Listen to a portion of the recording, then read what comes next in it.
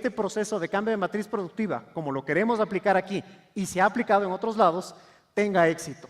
Y las empresas tienen que generar innovación, que es fundamental, y tal como lo presentaron con el señor Ricardo, desde el punto de vista de que tiene que ser algo nuevo, tiene que ser algo útil y tiene que ser algo diferente. Y generar también investigación y desarrollo, que no puede estar únicamente en mano del sector público. En el enfoque externo, lo que tenemos que tomar en cuenta es, como hablamos de acceso a mercados, hay que entender que hay que manejar las dos líneas. Por un lado es importantísimo la diversificación de mercados, no concentrarnos en lo mismo, únicamente, ¿no? Pero esta diversificación sí nos lleva a que nosotros entremos, por ejemplo, ¿por qué no expandirnos mucho más en los mercados locales, como el Mercosur, ¿no? Generando un desarrollo endógeno y producciones complementarias.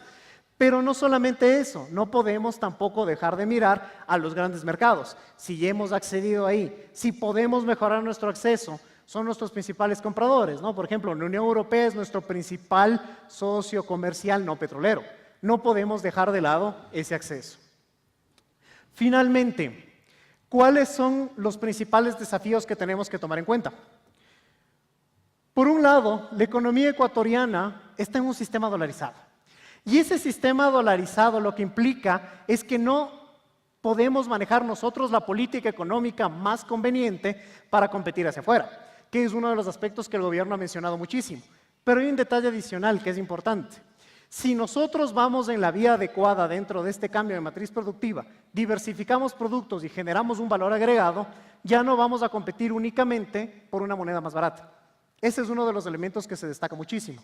La sostenibilidad ambiental, si bien no es un tema que se menciona mucho, pesa cada vez más. Y la sostenibilidad ambiental en todo el cambio de matriz productiva tiene que estar presente. El manejo de una economía extractivista tiene sus costos, que no los vemos ahora, los vamos a ver más adelante, y esto es lo que nos va a permitir, ¿sí?, el poder mantenernos a futuro. El apoyo estatal, como mencionamos, es fundamental para el sector privado, tiene que estar bien canalizado y tiene que enfocarse dentro de esa estrategia y ser lo más objetivo posible. Y finalmente, el último punto, que es el que se ha manejado en todos los países asiáticos y que también debemos tenerlo aquí, es la redistribución de la riqueza. Porque al final, ese es el objetivo último que se tiene dentro de todo este proceso que se está manejando. ¿Sí? Esta es una presentación bastante macro de lo que es el cambio de la matriz productiva. Espero que les haya resultado de utilidad e interés. Un detalle adicional. Las presentaciones que aquí estamos manejando, si ustedes las necesitan, las pueden acceder, es decir, dentro de ECOS nosotros las vamos a entregar si lo requieren, porque siempre son una buena fuente de consulta. Muchas gracias a todos por su atención y si tienen alguna pregunta, con gusto la responderé.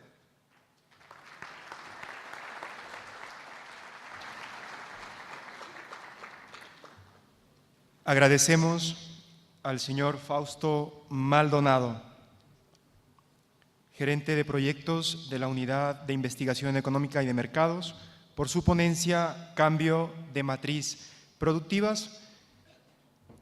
Y sí, efectivamente tenemos unas preguntas. Invitamos también al economista Alexis Valencia a pasar acá.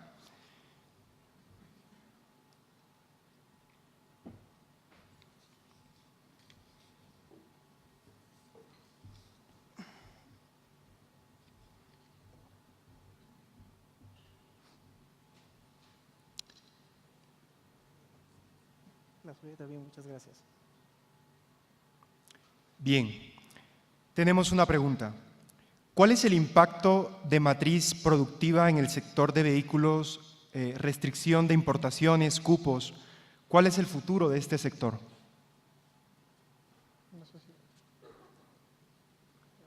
El micrófono, ¿por qué no? A ver, el sector de vehículos es un sector muy singular.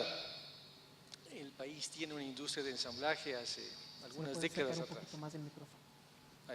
Hace algunas décadas atrás. El contenido local de la industria es alrededor del 18%. Teníamos un mercado de exportación que estaba fundamentado en un acuerdo automotor con Venezuela y con Colombia básicamente. Este mercado del caso venezolano se ha ido perdiendo por diversas circunstancias y las exportaciones del sector han caído drásticamente.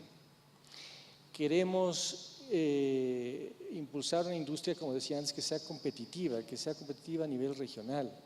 No queremos una industria que únicamente se enfoque al mercado nacional. Hemos hecho un gran esfuerzo con la industria, en todo caso, en el último año, por incrementar el contenido local. De hecho, han habido algunas ferias, han habido unos acuerdos para ir incorporando más y más partes de las que ya lo hacen.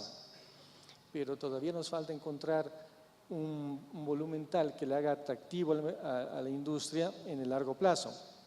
Y es porque esa industria, como decía en la presentación anterior, con un mercado de 16 millones de habitantes, por ejemplo, le hemos planteado a la industria que desarrolle un modelo que tenga mayor contenido hasta con una carrocería local.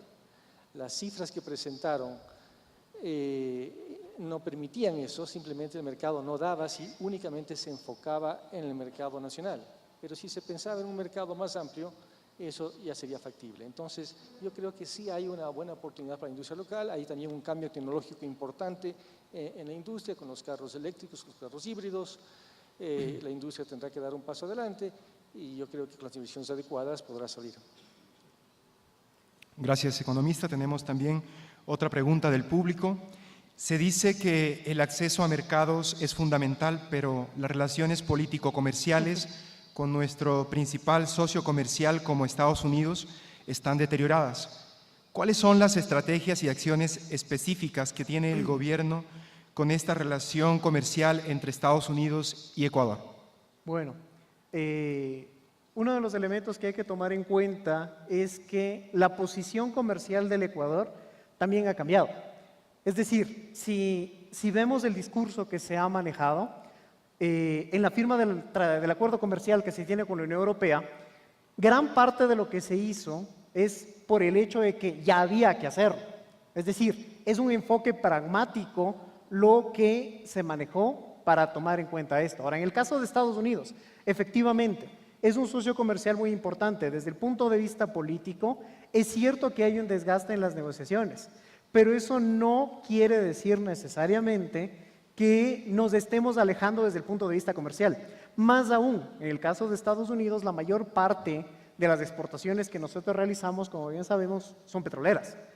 Los otros productos que también tienen un acceso y un manejo y su apreciación dentro del mercado estadounidense, lo siguen teniendo y van a seguir accediendo. Esto no quiere decir, al menos desde la posición que nosotros estamos evaluando, que se cierren las puertas al mercado estadounidense. Esa no es tampoco la posición que el gobierno lo ha mostrado y creo que nos puede complementar aquí la información el subsecretario, ¿no? Pero el futuro que se presenta con Estados Unidos desde el punto de vista comercial es seguir teniéndolo como socio, más allá del discurso que se tenga por la importancia que tiene. El hecho de perder un socio comercial de la magnitud que es de Estados Unidos afectaría totalmente al desarrollo de la economía ecuatoriana por el desbalance comercial que se puede generar. Bien, gracias, Fausto. Tenemos otra pregunta. En el cambio de la matriz productiva, uno de los factores es el acceso a los mercados. ¿Por qué el gobierno se empeña en cerrarse a los tratados TLC con mercados externos que han sido tradicionales para el Ecuador como Estados Unidos? A ver, el gobierno no se ha empeñado en cerrarse a los acuerdos comerciales, a los acuerdos de desarrollo. Lo que se busca son acuerdos que sean justos, equitativos para las dos partes, como en cualquier negociación. No hay que olvidarse también de que Ecuador tiene desde el año 91 una zona de libre comercio muy profunda a nivel subregional, a nivel de la CAN, que es su socio fundador. Tenemos desde el año 2004 el acuerdo de cooperación económica entre CAN y Mercosur, donde incluso se aceleró el proceso de desgravación para el Ecuador en el año 2008 por parte de Brasil. Entonces tenemos mercados abiertos muy importantes a nivel de la región. Recientemente, como ustedes conocen, se terminó la negociación con la Unión Europea. Tenemos acuerdos también profundos con ciertos países de Centroamérica. Entonces, Es un proceso gradual en el cual hay que buscar las mejores condiciones y el momento oportuno, pero el gobierno no está, creo yo, descuidando ningún mercado importante para Ecuador. Lo que hay es un proceso de negociación gradual, paulatino, pero que va consolidándose. El acuerdo con la Unión Europea, yo creo que es un claro ejemplo en ese sentido. Gracias, economista Alexis. Una pregunta para el señor Fausto Maldonado. ¿Qué incentivos implementaría el sector público para impulsar al sector privado? Señale por lo menos 3 incentivos. Parece como pregunta de examen, pero a ver, dentro de los incentivos que se pueden manejar para que el sector privado pueda producir más, se pueden manejar opciones. El asunto también está en la evaluación que puede realizar el gobierno. Un ejemplo, dentro del Código de la Producción en su momento se evaluó lo que era el hecho de exonerar del pago del impuesto a la renta las reinversiones que se realizaban. ¿Con qué fin? Con el fin de incentivar las inversiones que pueden hacer las empresas. Entonces, la exoneración tributaria de las inversiones es uno de los ejemplos que se pueden dar. Por otro lado, tenemos que analizar la dependencia que tiene el país al sector externo. Todas las producciones, si nosotros lo vemos también desde el punto de vista de importaciones, para producir, y muchos de ustedes lo deben saber, dependemos de materias primas y dependemos también de importaciones de bienes de capital. Entonces, el facilitar el acceso a este tipo de bienes que se necesitan también es otro de los incentivos que se pueden manejar, no solo por cupos, sino también en lo que tiene que ver con aranceles. Y finalmente, algo que puede ser un ganar-ganar que se aplique en otros países, que es importante en el caso del Asia, que es el incentivo del empleo joven con también otro tipo de descuentos o beneficios que se tiene que ver en las obligaciones que tienen las empresas. Ahora, la decisión de tomar este tipo de políticas depende muchísimo también de la posición del gobierno. Por ejemplo, en exoneraciones tributarias, lo que evalúa el gobierno es si ese gasto tributario, es decir, lo que deja de ganar por esos impuestos, es menor a todo el beneficio que se tiene, por ejemplo, en esta reinversión. Igual, de la misma forma, en el empleo que se genera, ¿no? De la misma forma, sí se permite que accedan importaciones con menores restricciones si se genera un mayor beneficio. Pero estas son políticas, y son políticas que, como sector privado, el sector privado lo puede también demostrar al gobierno y decir, si aplicamos esta política, esto es lo que se está generando. Es decir, es posible, nosotros desde ECOS hemos trabajado generando estudios de esa naturaleza, entonces son las alternativas que se presentan. Perdón, Fausto, aquí quisiera complementar esa respuesta muy interesante. A ver, Ecuador tiene uno de los sistemas tributarios, en el caso de más transparentes, diría yo, y más, en el caso del IVA, por ejemplo, tenemos la tasa más baja, una de las tasas más bajas de la región, 12%. En el caso del impuesto corporativo, el impuesto a la renta, nuestra tasa es el 22%, si no la más baja, una de las más bajas también de la región. Y yo creo que en el tema de los incentivos tenemos el Código Orgánico de la Producción, expedido en diciembre del 2010, establece además ya la posibilidad que decía Fausto de exonerar el impuesto a la renta para ciertas industrias en sectores priorizados, ciertas industrias nuevas. 5 años de exoneración del impuesto a la renta, que ya de por sí, como decía, es bajo. Tiene además ciertas facilidades para industrias que se establezcan fuera, digamos, en los cantones más deprimidos.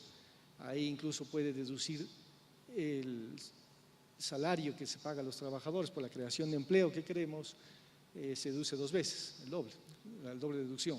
Entonces, pero con todo este escenario, la pregunta más bien sería, pensemos más bien en usar los incentivos que ya existen, y yo sé que hubo dificultades para arrancar en la aplicación de los incentivos, pero esto está plenamente vigente ahora.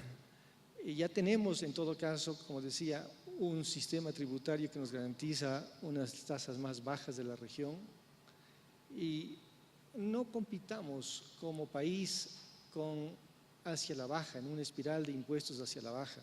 Compitamos en las condiciones en que estamos, que como digo, ya son más que favorables, y creo que podemos atraer industria, inversión local y extranjera con esas condiciones. Bien, Gracias, economista. Tenemos otra pregunta.